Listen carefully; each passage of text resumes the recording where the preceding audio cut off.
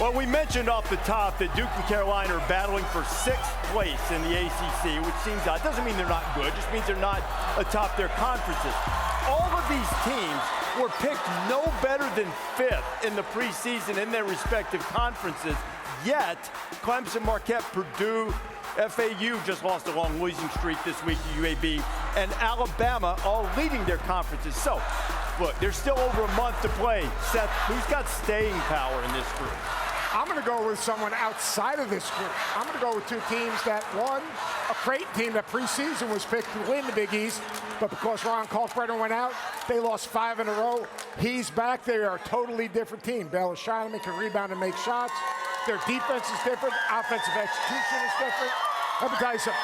This is a Creighton team that can make a deep run in the NCAA tournament. They defend, they share the basketball. Their starting five is as good as any in college basketball. And then I'm going to give you a real outside-the-box one. Missouri. Missouri, the style of play. We always talk about style of play in the NCAA tournament.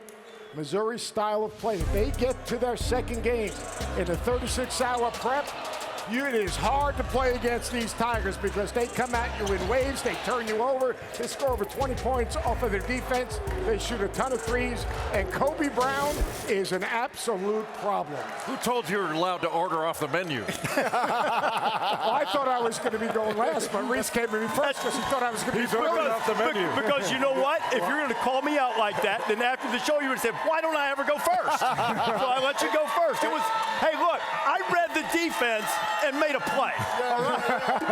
Hey, Jay, that was the underground menu. Exactly. He's going animal style on us. I think it's Marquette. Like, I think Marquette has staying power. You know, with Cam Jones, like Shaka Smart's done a great job with that team. Cam Jones is an outstanding player. Tyler Kolik's one of the best passers in the country, and he's fearless. And then they've got Omax Prosper making plays. It's a team that can get out and defend. They'll throw multiple defenses at you, and they can all drive it.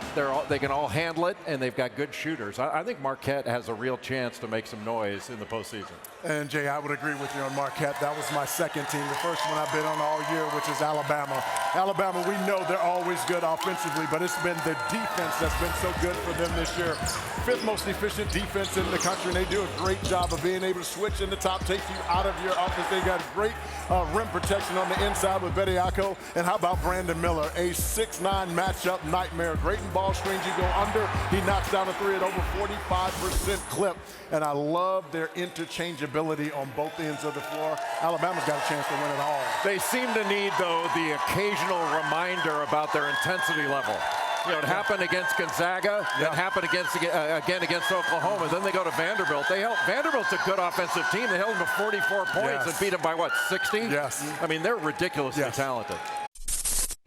Thanks for watching ESPN on YouTube. For live streaming sports and premium content, subscribe to ESPN+.